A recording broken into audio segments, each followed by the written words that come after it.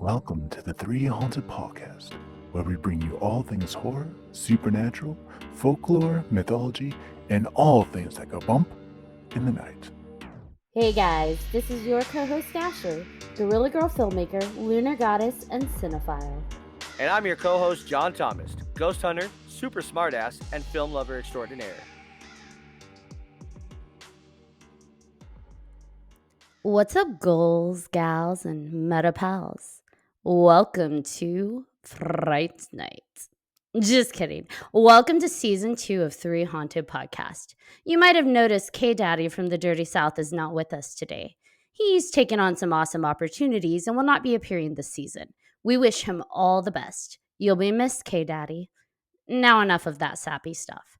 In today's episode, we'll be taking a trip down memory lane to the radical 80s and discussing some of our favorite horror movies.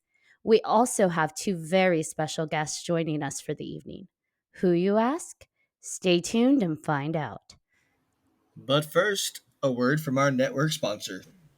Are you looking for more awesome podcasts? Head on over to withoutyourhead.com for access to the Without Your Head podcast network, where you'll find a variety of podcasts sure to keep you entertained and coming back for more. All right, welcome back, everybody. It's your friendly neighborhood smartass, John Thomas here. Hello. Today, like Ashley said, we have special guests. They are Shane and Nathan. Welcome, guys. And please tell us a little bit about yourselves. Thank you. Nathan, you have the better beard, so go ahead. Oh, God. Oh, gosh. All the pressure on me. Hi, guys. Anybody who knows me, I am Nathan Erdel. I am a filmmaker, a screenwriter, sometimes reluctant actor, mostly reluctant bartender. I work for a couple different entities. I work for Sammy Terry, who is Indiana's horror host and the longest running horror host in the world. I also work for Scarlet Lane Brewery, which is a female owned and operated horror brewery. We make the official beer for Horror Hound Weekend. And then in my spare time, whenever I have a chance, I like to write movies. The biggest one that people might know me from is a film called Headless that came out a couple years back. And I really love 80s horror. Welcome. We're so excited to have you on the show. Happy to be here. Awesome. Well, my name is Shane, and I am nowhere near as important as Nathan. I've just gotten into music production. I'm a musician by trade. I play guitar. I'm also a veteran, and so I play a lot with vets and raise awareness for veteran suicide with my buddy John Preston. And I just got into music production, so I'm now doing the writing and music production side of it, just remixing a version of Billie Jean, actually right before this podcast. So enjoying that. I am a huge fan of horror, horror anything really. I go all out on Halloween and dress in like an over $1,000 costume and love to scare everybody in the neighborhood. So, Who do you dress as? well, I'm glad you asked. So I kind of alternate between my 2 mains, and that's Jason Voorhees, which I'm 6'4", 240 pounds, and I go really well with Jason Voorhees. I got a custom-made machete to go right along with it. Comes from Germany. One guy makes it. He also makes the Freddy Krueger closets. It's real metal. Yes. And I also do Silas the Clown. So Silas the Clown, maybe I'll break out the masks here a little bit later, but Silas the Clown really goes over well because it scares the shit out of everybody. I've had the pleasure of seeing his photos like on social media and the different costumes, and they are so realistic and startling. I couldn't imagine running into you on Halloween night, like on the streets. Yeah, if you guys ever want to see it, there's a couple videos and pictures too on Silas the Clown on Instagram. And you'll definitely be able to see me in all of my glory. My little hells on wheels too. My 3 kids, I got triplets, and so they love to dress up with daddy every year. That's me in a nutshell. Hell yeah, that's awesome. Well, welcome, guys. We're so happy to have you here. Thank you. Glad to be here. So today's topic, 80s horror. We're just going to get right into it. Let's just jump in. So I want to know, what are your favorite 80s horror films? I know we have, at least if you're me, I am such an 80s horror geek, or I think just even 80s films. So I could just go on and on and on. But maybe list, top 5. And go, Nathan. Oh, God. No, not me again. It's like picking on the kid that's looking away and not making eye contact at school. I was trying really hard not to look at anybody. So top 5 off the bat, Hell Night. Let's do Fright Night.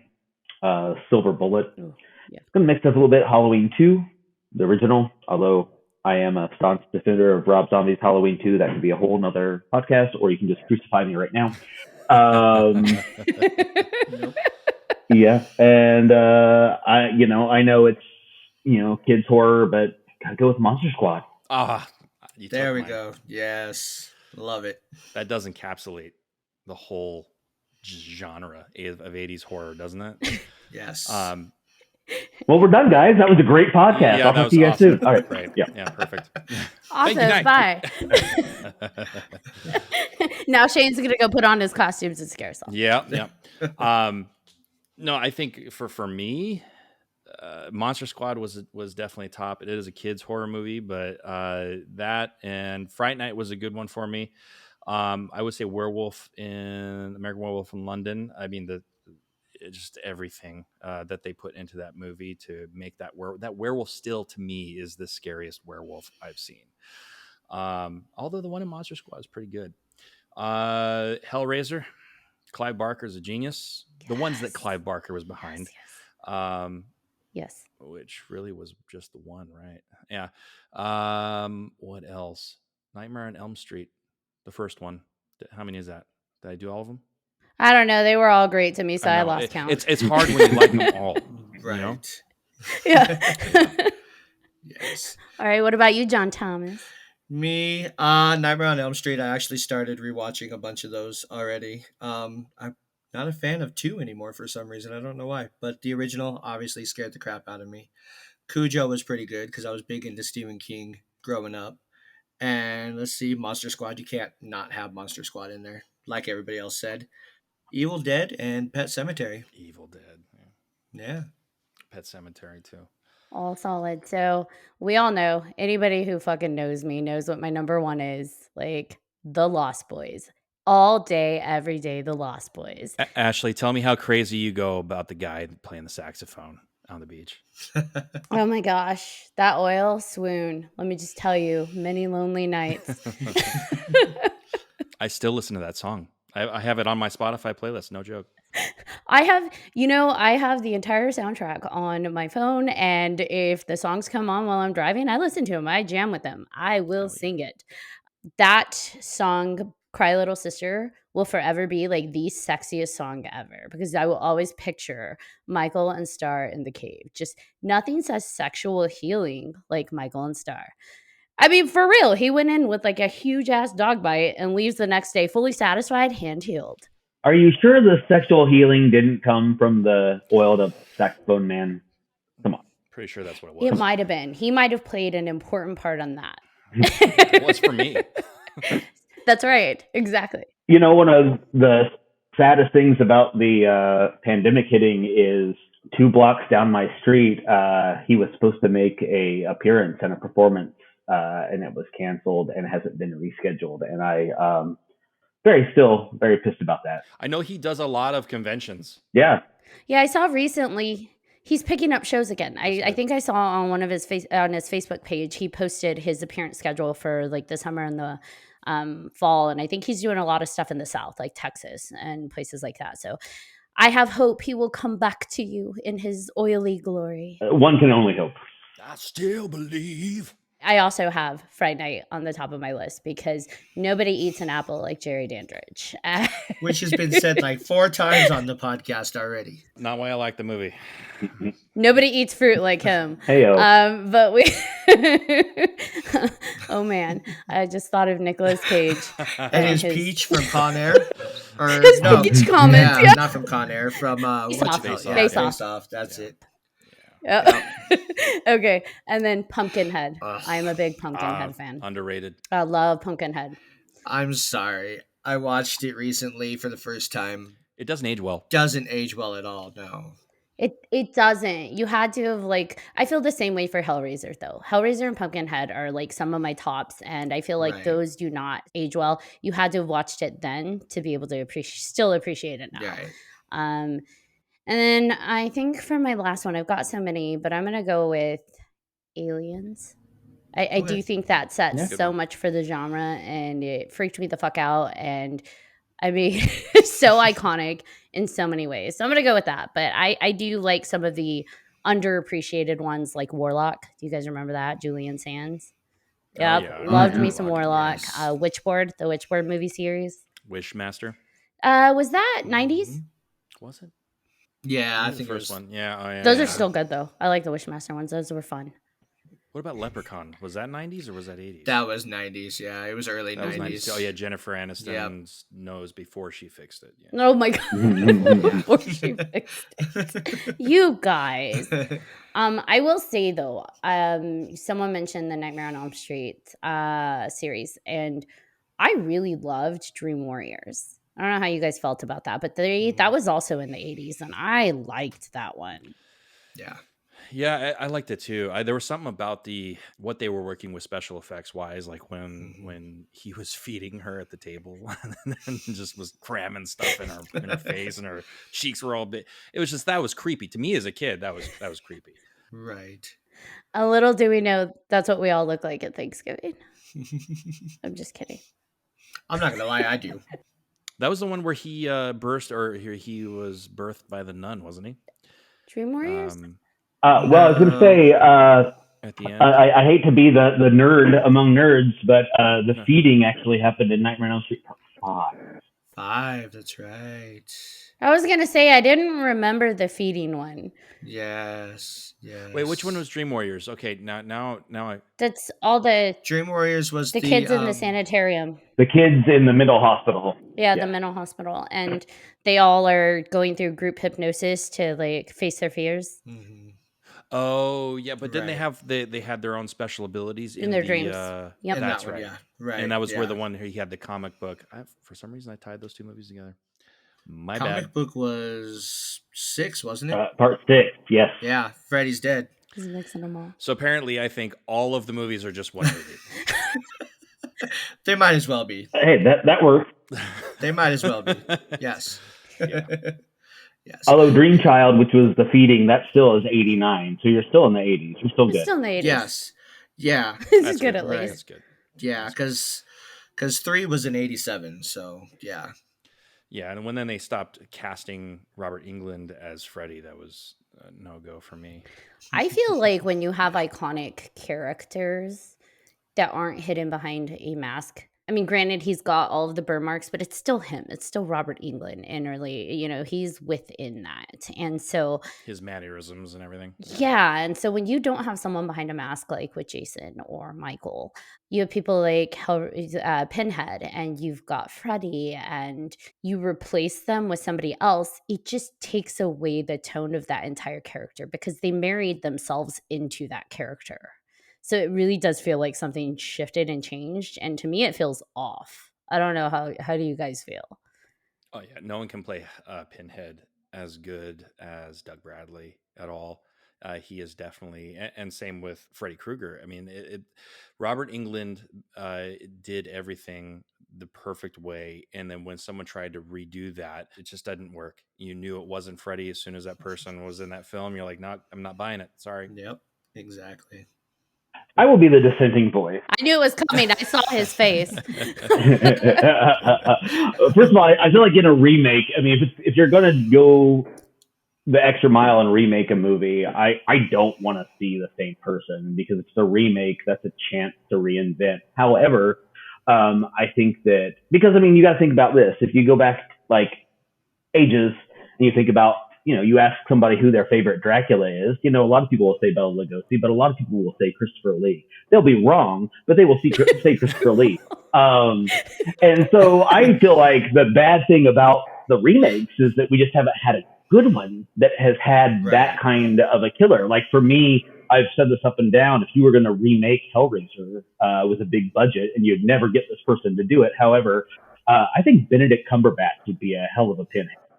I could see that. Actually. Yes, definitely. He's stately. He's tall. He's got good makeup or good facial structure for makeup. I think he'd be good. Instead, they slap in a great value sort of Pinhead just so they can hold on to the rights of a movie they're never going to do anything good with. So I don't understand that at all. But and then again, the same thing with The Mask. I would mostly agree, except you can tell when Kane Hodder plays Jason. And that was probably, not to get too far away from 80s horror, but we were talking about two 80s icons here. That's why Freddy versus Jason doesn't work for me, besides the fact that it's a terrible script, is the fact that, Kinzinger or Krinzinger, or however you pronounce his last name, bless his heart. We wanted to see Robert Englund beat the hell out of Kane Hodder and vice versa. And so that's more of a slap in the face than a recasting and a remake, because that's recasting in the middle of a franchise. That's way fucked up. I'm with you, though, but I think that you made a really important point there, a remake versus a continuation. Because like with Hellraiser, was it part 10 that they swapped out Pinhead? And so they switched from Doug Bradley to whoever the other guy was. And poor guy, like, you don't even know his name because he wasn't iconic. He didn't carry it. It didn't land. So to your point, when you do a remake, yeah, I think you have more leeway to play with it, play with the story, but I also feel like it needs to be completely fresh, not a continuation. So kind of what we saw with, and I agree with you, with Rob Zombie's Halloween. It's Michael, but he gave Michael a different twist. It's a different, it's a more impactful, in my opinion, story. It's got more story to it versus this guy that's off chasing his sister. You got background to Michael. You actually kind of almost feel sympathy for him with some of the stuff that Rob Zombie introduced. So it's like, okay, he took a different take on Halloween. He changed it just enough that it's different, but it's still tribute to the same concept. So I love what he did with Halloween, and maybe I'll be crucified for that. No, and I agree with Nathan with the whole remake versus continuation. And same with you, Ashley. There's a big difference between continuation, and I feel like they dropped the ball big time with the whole Hellraiser series, because after, what was it, 3, they weren't continuations. They were completely different films with completely different plot lines, with like, okay, what is that going on in Europe? I'm not sure what is happening in the train station. And like, so I feel like certain movies, they kind of lost you, and they were trying really hard, but they had different writers. They had a different director. They had everyone that was different, and they lost what really made that film important. And that was the connection that Clive Barker had to it initially. And so everybody that watched the first three films, I feel like they didn't really lose that connection. Well, maybe 3, but 1 and 2, they had that connection. And if they would have continued with that passion, or continued with the plot line and the storyline, then yeah, it was a continuation. But I feel like everything after that was just, okay, now you're just trying to remake it in your image as a director or a writer, and it's not working. What about The Howling? How'd you guys feel with that? Do you think that like the first one was solid and then they just thought, hey, this werewolf did well, let's keep it going? Same. Yeah, they really lost the plot after that first one. It's like Jaws 2. Oh, well, it's okay that the shark is just scary enough. We only need it to be scary. Okay, then we can sell tickets and sell, and that's just, it's not enough, especially when you've built an iconic image on a movie. Now everyone calls it a cult classic, but really, like, people who are involved in these movies and involved in like, you look at us, we love horror. We love everything involved. It's not just a scary movie. It's creativity. It's, oh my God, the camera angle. Oh my God, the jump scare, the way they look, how they stashed that person in the corner. You wouldn't even know they were there unless you lightened up the screen. That stuff we enjoy. And for people who watch horror movies, I really feel like they enjoy that. But when you just solely just release movies based on, oh, it has this character in it, and we're going to try and sell this movie based on that, you're just releasing a straight to Redbox piece of garbage. I may be crucified for that, but we're all getting crucified. I feel like there's a joke in there somewhere. Jesus wept. Oh, there you go. All I keep doing is picturing The Exorcist. So Yeah. Oh, God. Oh no. Which part? Well, there's a crucifix. Part, right? We keep saying crucifix, and we're talking about Shame horror. on you. You can't shame me. She warned you. I have no shame. You have no shame. I have no shame. Oh, there we go. I actually hit my mic for the first time, John. Woo! There it is. That's one. That's one. We'll see how many times I can get in. Is that what he said? I don't know. Someone said it. I guess it depends. I guess it depends if it's International Women's Day. So, Thank you. Good night. Oh boy. Yep. you can. We're here all week. You know what I realized when I was looking up 80s horror films, trying to remember what all was out there, because there's so much. I realized how many films I thought were the 80s and they were actually the 70s. I had just like lumped it all in. Yes. Like which ones? Well, like the first Halloween, Amityville Horror. Granted, they were on the cusp, but still, I mean, they were technically 70s films. Or like Carrie, I totally forgot that was 70s. And that wasn't even like cusp. Still scares That's people. mid 70s. And shame on me. I actually thought that. I, for some reason, thought Exorcist was early 80s. And that was actually early 70s. So tisk on me. Can you imagine being in that movie theater during the first screening of Exorcist? Oh, man. That would be great. Oh, Same with Aliens. I mean, that too. People were passing out and throwing up in the aisles. I can't, like, I think that growing up in the 80s, I desensitized to that really fast. But I was also watching films I shouldn't have been watching. Like, I was starting with Hellraiser and Nightmare on Elm Street. And it's like, well, shit, if I could watch that, like, Same. I'm good. Anything else? I thought I was good until, what was it, the 2000s when we had torture porn come about. And then it was like, I thought Hellraiser was intense, but I was wrong. Hostel proved you wrong. Oh yeah.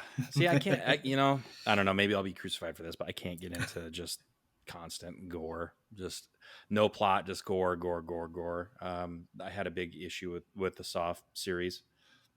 That's why you need gore with plot, like the Fly remake, which is a great 80s horror film, which was definitely the first film that made me gag. Like out loud, the minute that he took his fingernail off, or when he vomited on the donut. Those are rough. Agreed. But man, 80s was a great time for practical effects. Yes. Right? Yeah. Yes. Give me a goofy monster any day. That was actually what I was going to ask you guys is, why do people remember 80s movies so well? What makes that decade so memorable? And Nathan, I think that for me, it's what you said, the practical effects. Yeah, the practical effects, they're fun. I mean, so just doing a cursory search of 80s flicks, with one or two glaring exceptions, I feel like a good portion of the 80s films are fun. Like the 70s are great, but I mean, man, that was a time, especially toward the end, for mean cinema. And I like mean cinema. Don't get me wrong. Give me Last House on the Left any day, and maybe you should call the cops. But really, I don't know. I think there was a sense of joy. The movies that we just named off in the beginning, Lost Boys, Bright Night, Silver Bullet, Nightmare on Elm Street. All these movies had a sense of fun to them, especially like, those mid Nightmare on Elm Street movies before they got way too jokey. They still had a sense of humor, but there was also a sense of danger in those. And I feel like, I don't know, I feel like the 80s was a time to kind of just revel in everything. And I think about Killer Clowns from Outer Space. Yes. Another great 80s fun movie, just a fun movie. Like, I feel like the 80s have the most party movies out of the horror genre that you can just put on with a group of friends, maybe your favorite inebriates of what choice do you make, a pizza, and you're good to go. Exactly. Yeah, I feel like the special effects in the 80s movies were all more personal than anything afterwards, because I feel like there was a certain point of movie making where they kind of felt reliant on, it's new technology, so we have to now adapt to CGI and computer animation. But the 80s horror movies and anything that came before, you had to really think outside the box and how are we going to make this happen and look realistic and believable. And now when you do that, you have that in the film. I love hearing the story about aliens, because when they first saw that alien burst out of the chest of the person on the table, they had no idea what was going to happen. And so they didn't tell them until they enter that room because they wanted the reactions to be real. And that wouldn't happen with CGI. You wouldn't see that genuine, you would never do it. And that's why it was such a great film. Same with The Thing. Like The Thing was just, oh my God, like you can't do that now. Now everyone just kind of gets lazy and does CGI, and it's not as personal.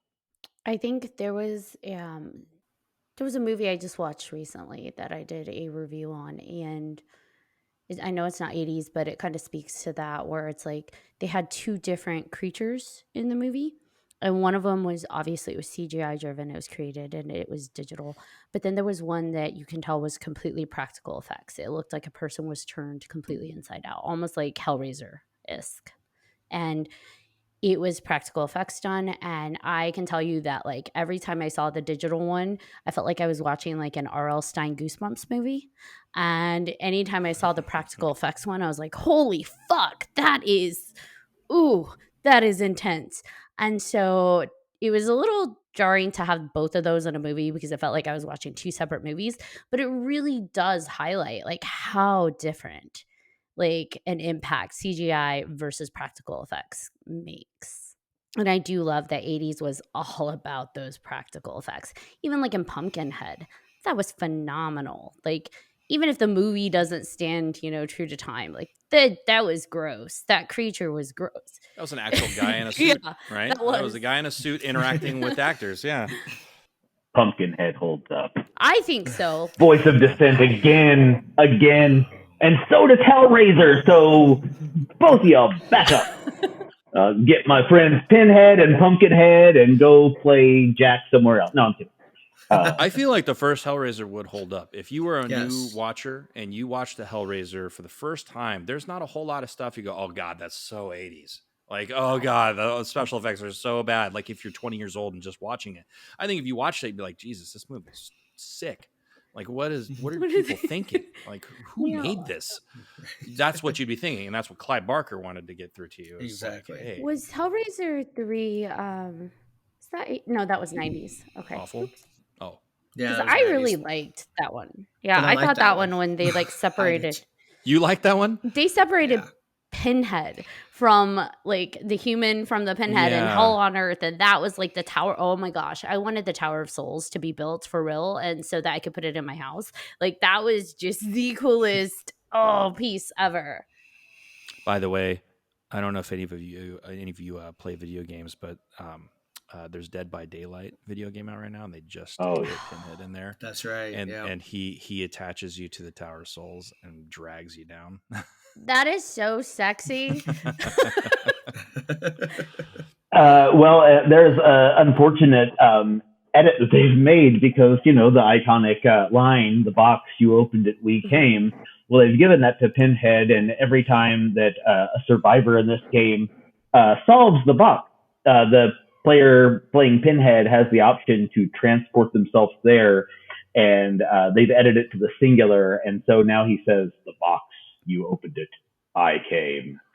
And I don't know if they know their audience or not, but as a 43-year-old man going on 13, I can't handle it. I haven't heard that yet. Oh my god.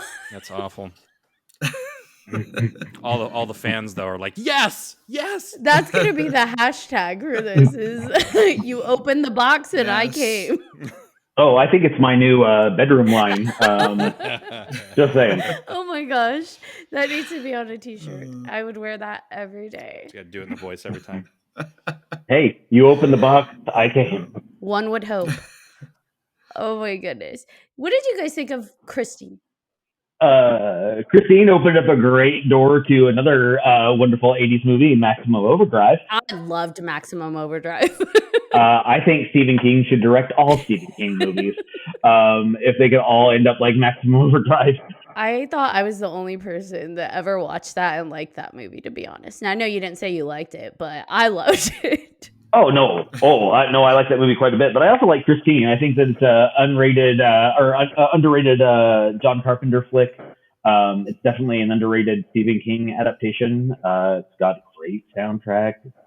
I mean, and again, talking about practical effects versus digital, they made Christine heal itself through, reverse photography and vacuums attached to those car parts. And now it would be CGI, and maybe it would be more perfect in one way. But no, man, Christine's great. John, you mentioned Cujo. Yes. I feel like the '80s have some pretty great Stephen King adaptations. Especially when you have some decent directors attached to them. Yes. I think the 80s, like you said, knew how to have fun with it. They knew how to use the practical effects to make people just uncomfortable enough or gag and go all the way. But they also knew how to really finesse in the humor so that people wanted more. They wanted to stick through that kind of disgust and see what happens. I mean, I think about my list of movies, and it's like most of those have a lot of comedy in it. Like The Lost Boys, that's hilarious. How many quotes from that movie? I will quote in probably a day. Don't judge me. And it's just like they're funny. It's funny, and but there's also like there was true horror in that.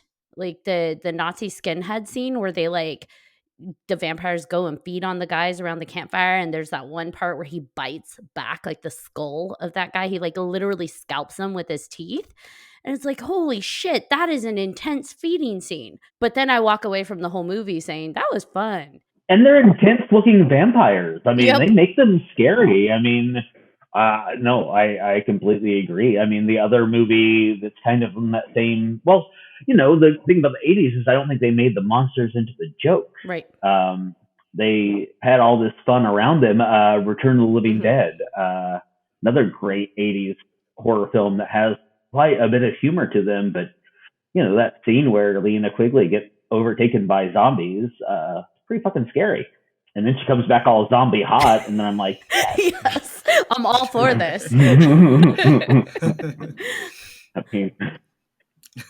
I think they were able to play with boundaries in the 80s that I think people have shied away from. I think we've gotten a little too cancel culture.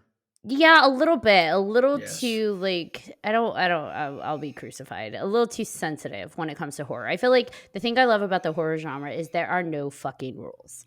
Like there are no rules. Create your world, go there, go as hard as you want to. If people like it, they like it. If they don't, they don't. Like torture porn.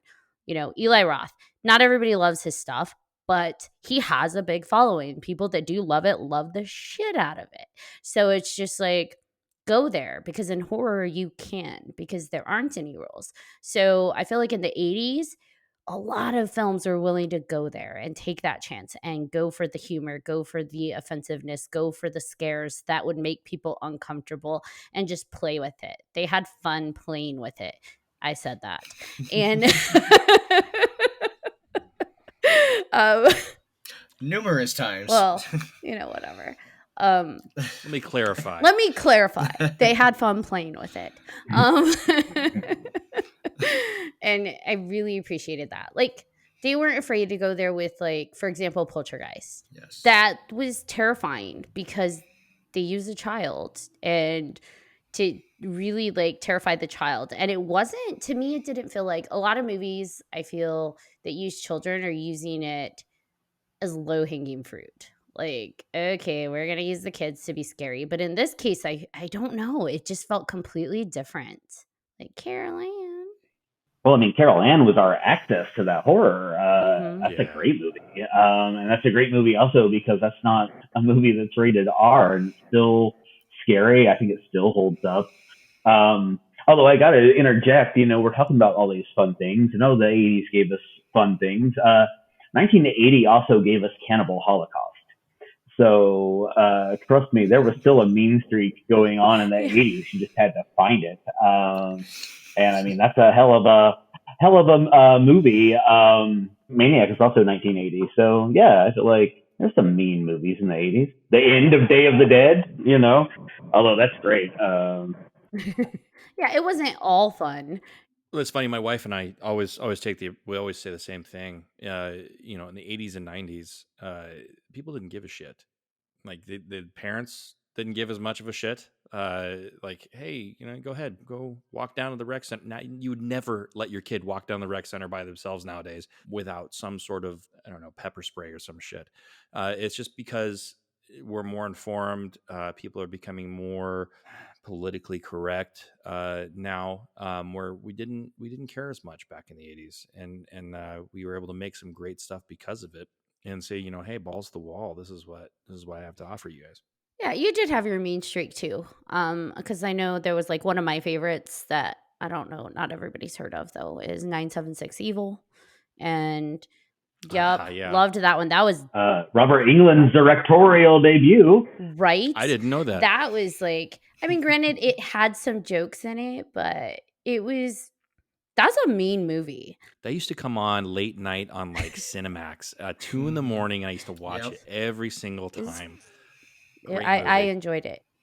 Starring Fright Night's Evil Ed, actually. Yep. I love me some Fright Night. Was Fright Night 2 in the 90s with his sister? I can't remember. I don't think so. I think it was still in the... I think it was like 88, 89, maybe. I don't think 88. It was close to 88, okay. There you go. Yeah. I liked part 2 as well. Children of the Corn. Children of the Corn was I fucking awesome. love that series. Those are mean movies too. Excellent. Oh. Those are so mean. I still like... Every time I pass the cornfield. I was going to say, every time I'm on a road trip, I pass those cornfields and I'm like, nope, not stopping here. He who walks behind the rows. I don't need corn tonight. Nope. There was a one, I think it was a Stephen King film, but I may be incorrect, but it was one where there's this little gnome or troll that would... Cat's Eye. Thank you. God, I love this guy. Right?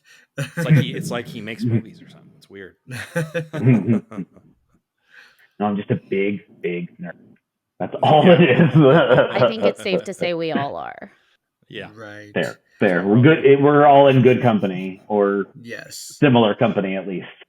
We haven't even touched on Child's Play. That was 80s. Yeah, I was going to bring that up. That was 80s. It's my son's favorite movie. 7. What? That's How old funny. are your children? That's hilarious. They're 7. You've done well. My nephew's 4 and he loves The Conjuring and he watches Chucky. So yeah, he likes Child's Play too. But yeah, I remember when that movie came out.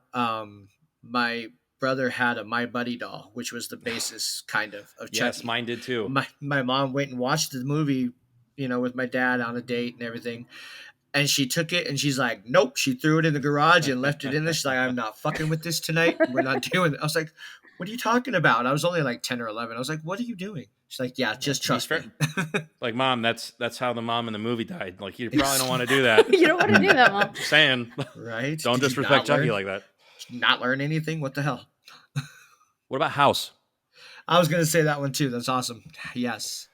House and House 2. I'm sorry. Yes. House 1 scared the shit out of me as a little kid for some reason. My mom let me watch that movie when I was like 5. And I the blue lady monster, I guess they call her the witch in the movie in the casting, but the one where the wife goes down, pick up a shotgun shell, and she comes up as the big fat ugly nasty blue lady monster, and that scared me as a kid. And then they toned it way down on number 2 and just went all for laughs. Yes. So I remember John and I talked about this because I think he disagreed. You don't like this movie, and I love it. Night of the Demons. Do you guys remember that one? Yeah. Oh, Night of the Demons is an amazing movie. That's what I'm saying. Such a good party movie. I love it. Such a good party movie. I'll Not have to revisit one it, but... wasted frame in that flick. This I love Night of the the Demons. Demons. Did you watch the remake at all? I did, and it's not bad. I mean, I didn't. If you can say that about a movie that has Edward Furlong in it, you're doing all right. And don't let me front. I fucking love Brain Scan. So when we come back to do the sequel and talk about 90s horror, we'll just talk about Brain Scan. I love it. For He an just hour and a half. pre-booked himself. There you go. Making plans. Well, I don't want to get away from Night of the Demons, but I do want to say something about Child's Play before we get too far away from it. I was just thinking about how kind of like the zeitgeist of the day played in some of these movies, because you have the rise of Cabbage Patch Kids and this commercialism pointed directly to kids, And that's how we got Child's Play. Also, if you look at the politics of the day and what, without getting too political, what Ronald Reagan was platforming on, I feel like those are totally the reason why the Friday the 13th films got so big. Any conservative parent that hated horror should have loved Friday the 13th, because Jason really did represent do drugs, you die, have sex, you die. All the things that your parents tell you not to do. If you do them, you die. Exactly. So we're just all going to die, guys. I'm sorry to say it. But yeah, no, I think the 80s was great for that as well. I mean, there was a lot of stuff going on into these movies. You sound like a gym teacher playing in the sex ed. That's what I was thinking. Mean Girls. You die. I feel like if I had to live by the 80s horror rules of like, will you make it to the end? I would die. I would die early on, like probably maybe the first 10 minutes of the film. I would survive, and that's about it. You always trip and fall too. Yeah. I like how he says too. Yeah, that one. That's why. Yeah, that one. I always break my heels. That's why you shouldn't wear those long, tall heels. I told you, if you're running tricks, wear the low ones. Good advice. Or is I'm gonna it? get fired off of my own Did podcast. you like I'm yeah, gonna right? get fired. Yeah. It's gonna be. I'm gonna put myself in timeout. I'm going to the corner. Next time it'll be one haunted, and it'll be just me going, I don't know what to talk about. Sorry. They're gonna be like, "Where's the girl with the potty mouth and the bad jokes?" Yes. She's in the corner. She's in the corner. She's in trouble. Pet Cemetery messed with me. I know we briefly mentioned that, but that one really, I don't know why. That one super got to me. Just that concept. Because you're a parent? No, when Before I or was a after kid. I parenting? wasn't a parent then. When I watched it as a kid, like that movie fucked with me. You don't have to be a parent for Zelda to fuck you up, I tell ya. Right? Oh, hell no. Ugh. Creepy ass. Something about just the little, especially the little boy, when he's just like in like, He was fantastic. you know what it is? I think it's because there's like, it's always been a thing for me. Zombies freak me the fuck out. And Pet Cemetery is basically, it's like a zombie. And so It's worse because a zombie is mindless and just going after one thing. Whereas like Pet Cemetery, there's an intelligence behind that, and you don't know what it is. And it's scary because like, oh my God, this thing's inhabiting my little boy or that little kid. That's creepy. And now that kid's wearing a suit and a top hat and trying to kill me. The aunt fucked with me too.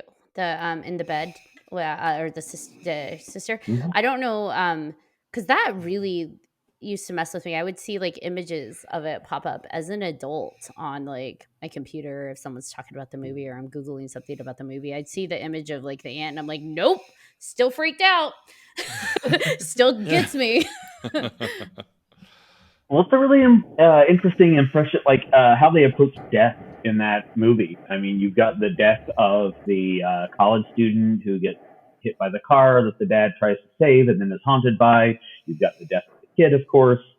You've got Zelda, who was wasting away in this bed. I mean, it's all these just, death is ever present in that movie. And I mean, of course, death is in all of these movies that we're talking about. But I think something about Pet Cemetery really makes it personal. And it really makes it about how death affects families.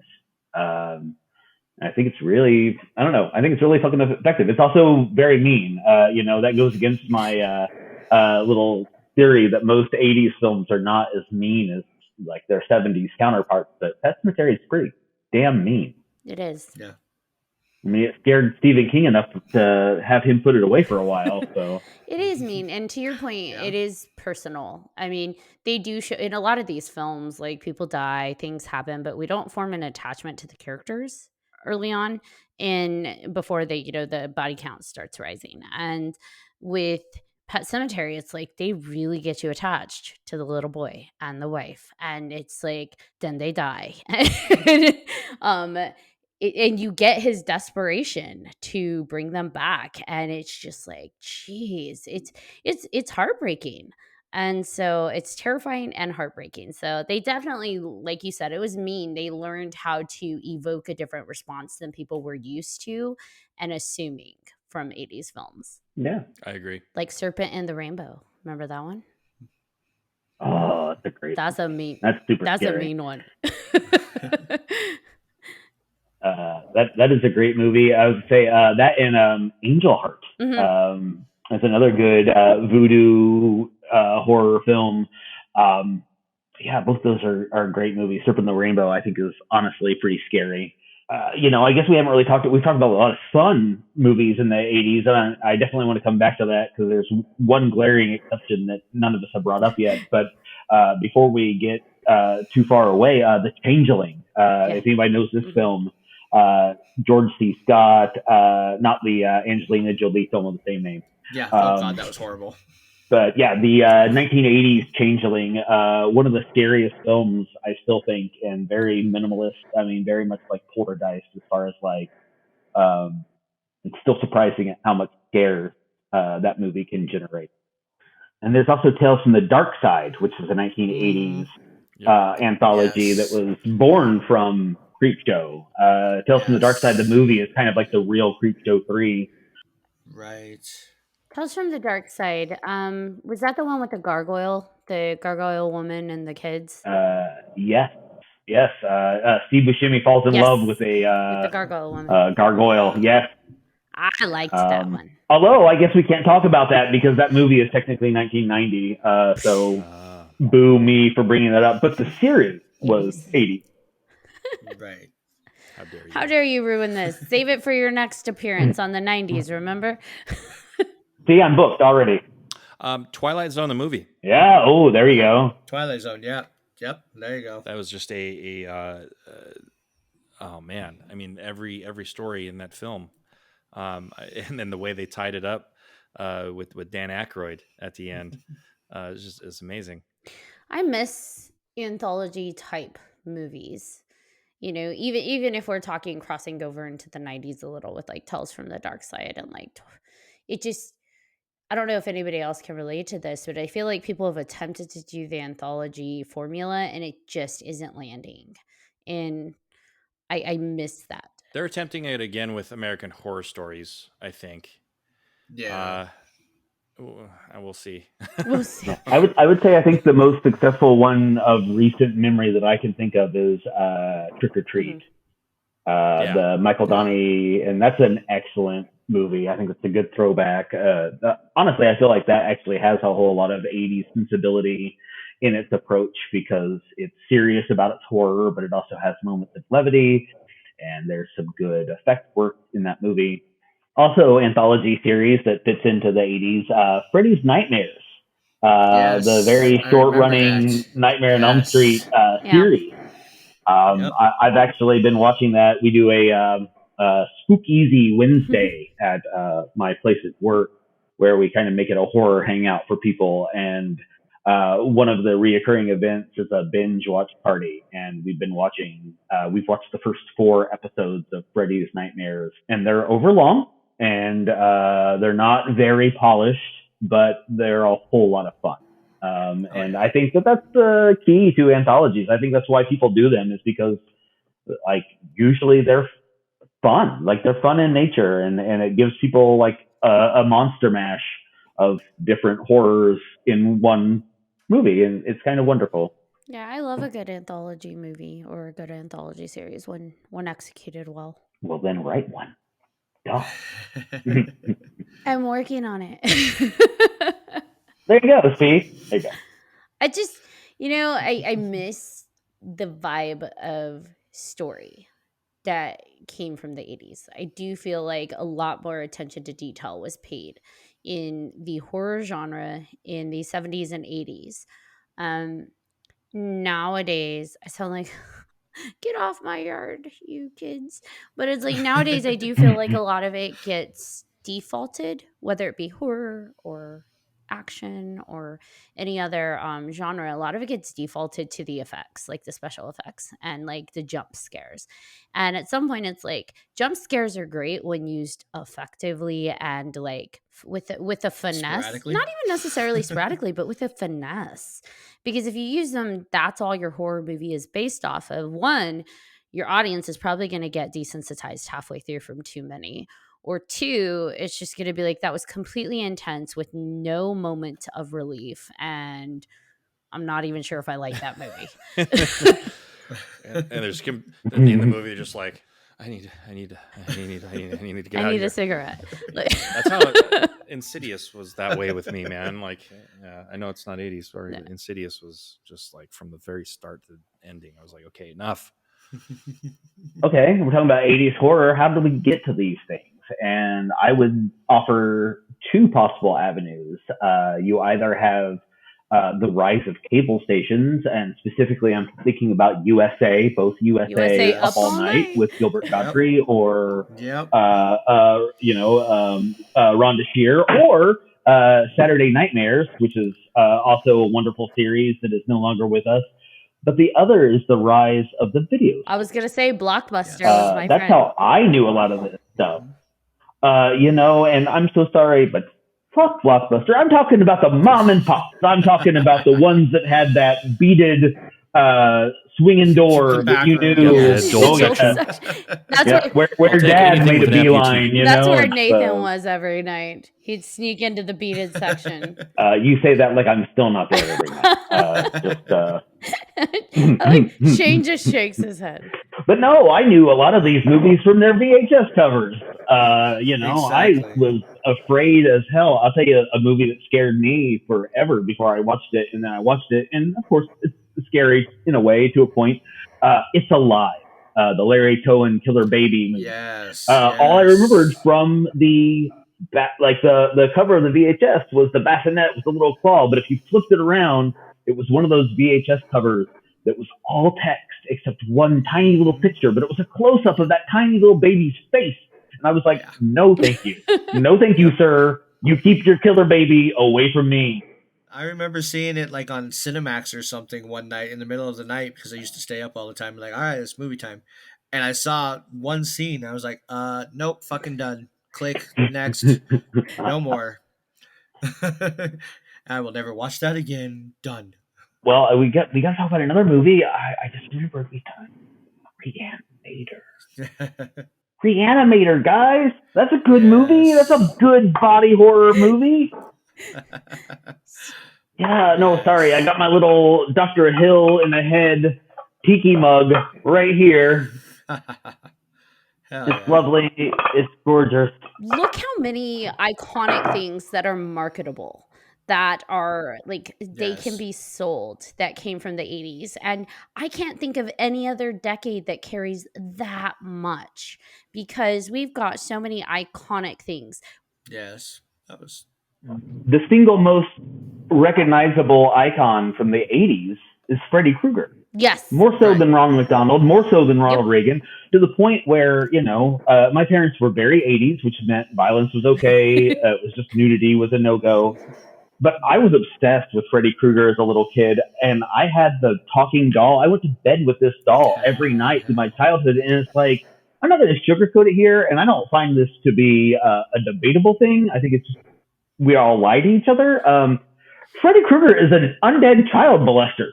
He killed those kids. I think he fucked those kids. I'm so sorry. I think he fucked those kids. For sure. That being said, even if he didn't, he still killed kids. And I'm going to sleep with this Freddy doll, and nobody says anything. But Freddy was on everything. Freddy, I had a sticker that said Hashtag hey, not my Freddy. You know what? I don't know. Apparently, I won't be on the 90s podcast because I will be canceled by then. You're going to be canceled. I mean, it depends, though, which Freddy you're ascribing to, because the new Freddy absolutely was a child molester. Absolutely, and yes. I think that's what upset a lot of traditional 80s fans, is they're like, dude, no, that's not his storyline. I mean, child molester, That tongue coming out of that receiver, come on. The way that he touched Mark Patton's lips in part 2, no. No, I'm so sorry. I will die on this hill. I do not want Freddy to be a pedophile. That's just how it was written, guys. It was written during the McMartin child scandals. It was, I want to go back on this. We're talking about the 80s. I mean, the 80s is what gave us Missing Kids. Mm-hmm. I mean, the reason that we know about Missing Kids more than anything was the Adam Walsh case. And I mean, that was when kids' faces started to appear on milk cartons. So horror came home. It ties in with the whole, we didn't give as much of a shit in the 80s.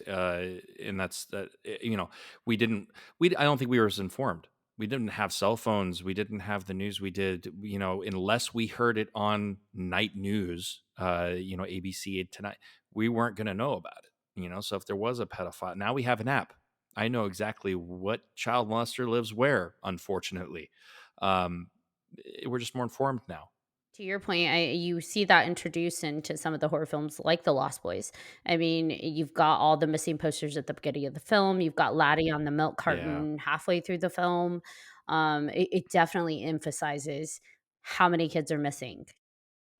I had to mute you, Nathan. I'm sorry. Something went weird with your microphone. I wonder if it's the connectivity. No, he's a little That's choppy. Weird. That's crazy. Interesting enough, you might be haunted on this podcast, so that's pretty cool. Wouldn't be the first time.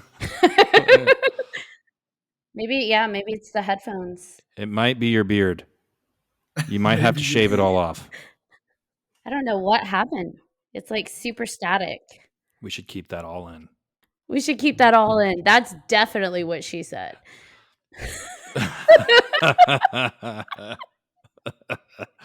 To the elbow. Whoa.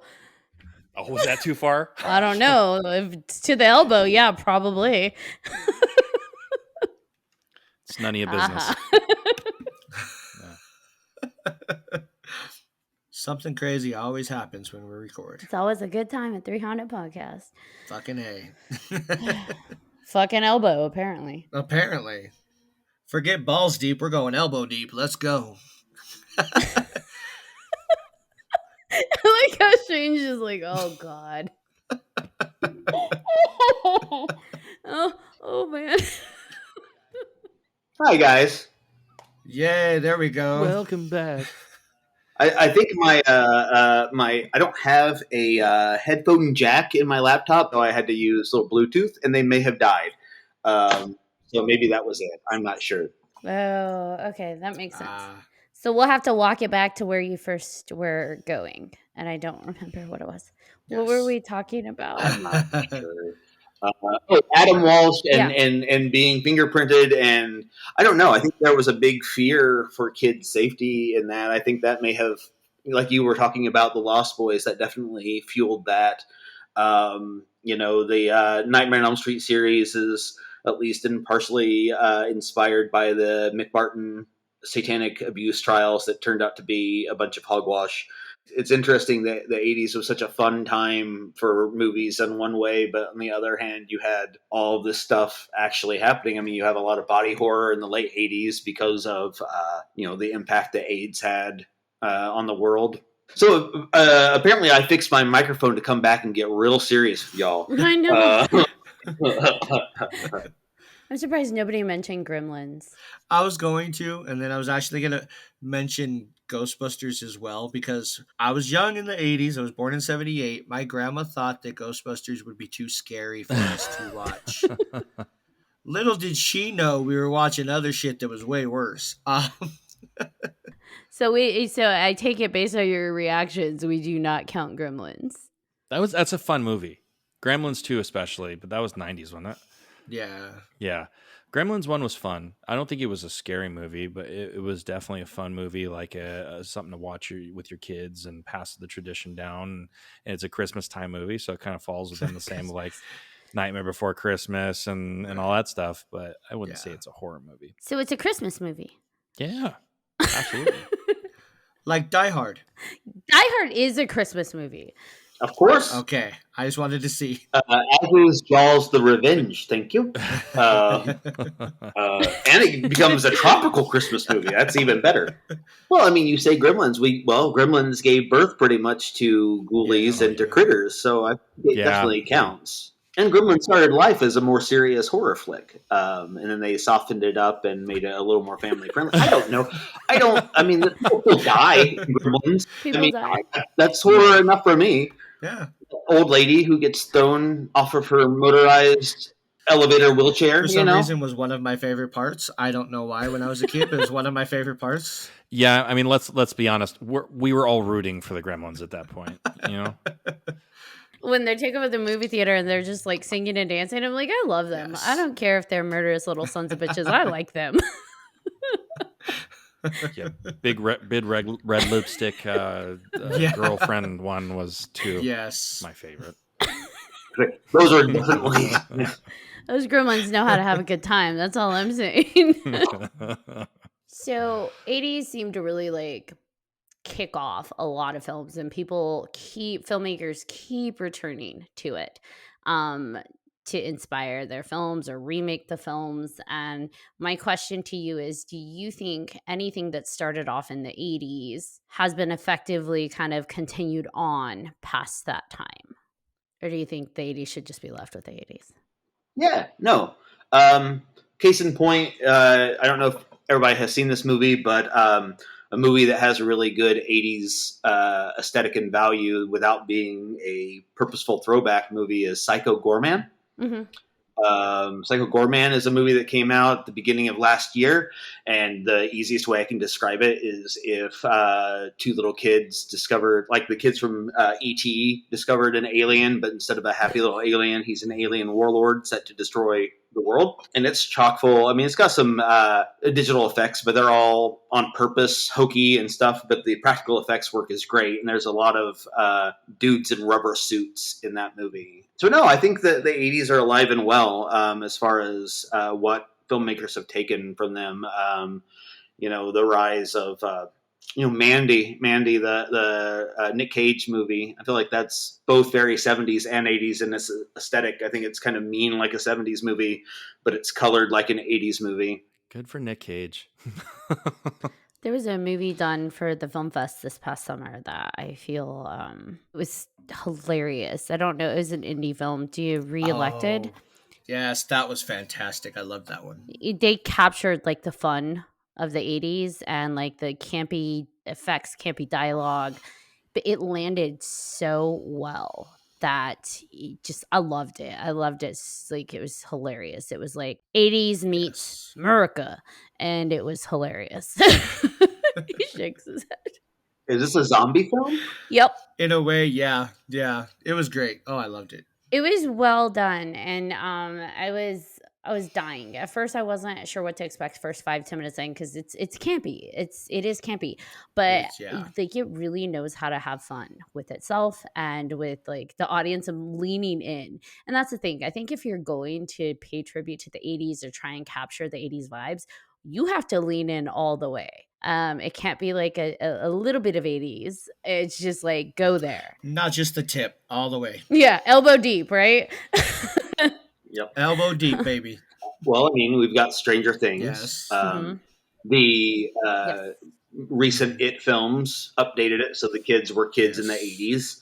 And I think part of this is, of course, because all of us 80s kids are in that time now to be writing movies and making movies and talking about movies. And so, of course, we're going to be hearkening back to the things that we like the most. That's fair. And it's also a colorful time, although I feel like the great thing about Stranger Things is it proves that, not everybody dressed like a John Hughes character during the 80s. There was a lot more muted colors. And not all of us had, $100 to spend at the Fashion Bug. $100. I'm glad that the $100 was the problem and not the Fashion Bug. Yeah. No, I think the 80s, for me anyway, especially now that I look on it, is the reason why like adults our age now look back on the 80s and think it as such an important time for just filmmaking and for overall just pop culture, is that as children we were a lot more vulnerable than we are now. We didn't have a lot of the safety nets that we have now, or the kids have now. The kids are really spoiled now. They are really in almost a sheltered bubble, whereas we weren't. We were kind of thrown out to the wolves, especially by our parents, because our parents had the concept in their mind that it was a safe world when it really wasn't. Or some of our parents did anyway. Like I said, I was able to walk like a mile away from my house with just my friend in cross railroad tracks and stuff. I would never, ever, ever, ever let my kids ever do that, because I know what's out there. And that being said, like, that kind of translates into the movies, to where like we know those kids in reality, they wouldn't stand a chance. They'd be dead, but somehow they survive.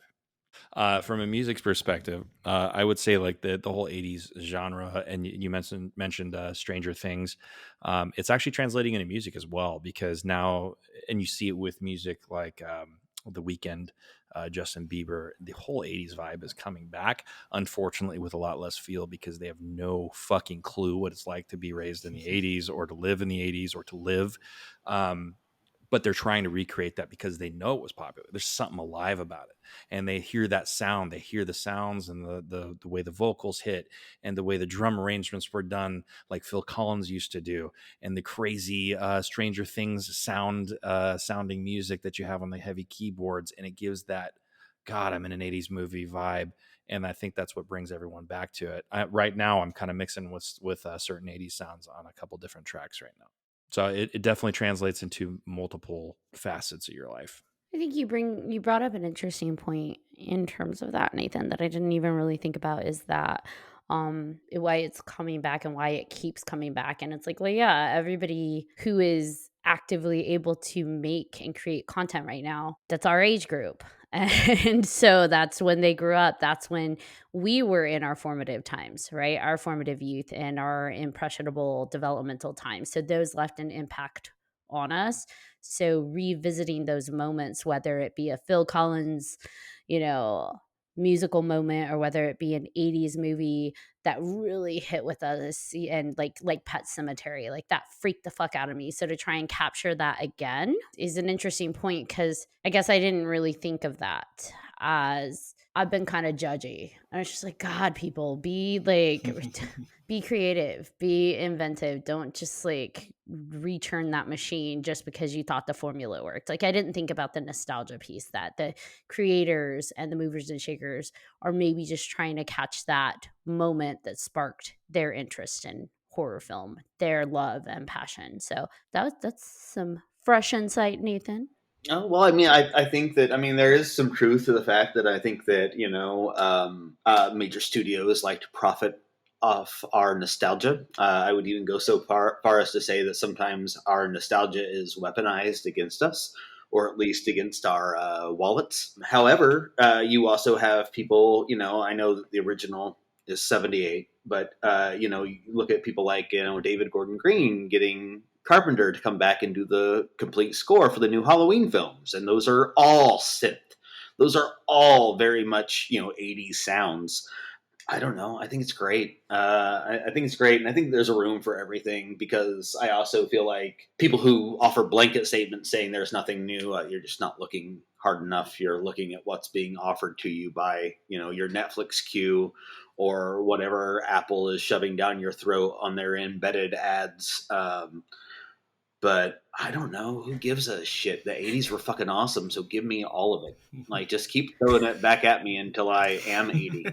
That's fine with I dig me. that. I dig that a lot. I know it's not horror movies, but like Great Outdoors, a lot, Yes. everything like, come on, man. Like, you can't do better than 80s movies, really. Beverly Hills Cop. Oh, Yes. soundtrack Yeah. alone. Yeah. Right. Breakfast Club, all those, Pretty in Pink, 16 Candles, all that shit. No, that shit. Mhm. Planes, Trains, Automobiles. Yes. Yeah, the 80s definitely hit home on so many, across all of the different genres. So I'm always going to have a special place in my heart for that. And I will always revisit those movies and watch them again and again and again. Yes. Well, thank you so much, guys, for coming on the podcast today, for being on our premiere. I couldn't have asked for better guests to help us kick off this season. So do you have any projects coming up that you'd like to shout out to? Anything you want to talk about? For me, you can find information about your favorite new horror brewery, Scarlet Lane, at scarletlanebrew.com. If you want to learn more about Sammy Terry, the world's longest running horror host and Indiana's favorite son, you can go to sammyterry.com. For all things me, you can just find me on the socials. The last thing that I just did is we're in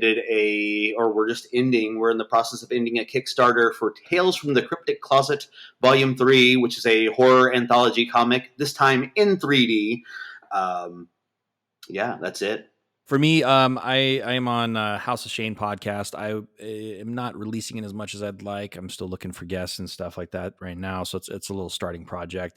I am pretty much everywhere. You can look me up on the socials on Silas the Clown and also Silas the Great. That's my personal Instagram. And other than that, I'm just creating. Awesome. Well, thank you so much, guys, for coming on to the show. Bring us home, John. All right. Thanks, everybody, for listening to this episode of 3Haunted Podcast. I'm your co-host, John Thomas. I am Ashley Lunar Goddess. And again, thank you very much, Shane and Nathan. Like Ashley said, fantastic first episode for season 2. I'm so excited to have you guys here and to start this all off again. And if any of our listeners have any questions, comments, or episode suggestions, please go ahead and email us at 3hauntedpodcast@gmail.com. Also follow us on all of our socials, and don't forget to hit that like button and subscribe. Don't want to miss one crazy fucking second.